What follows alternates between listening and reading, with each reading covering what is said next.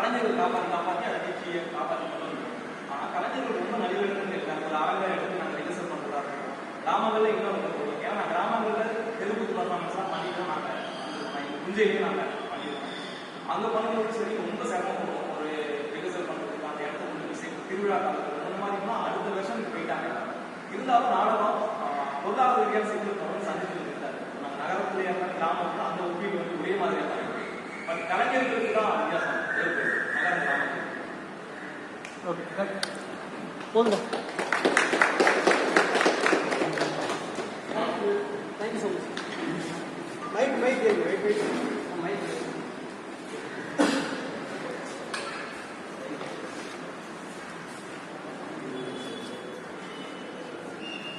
ஒரு ஸ்பீக்கர்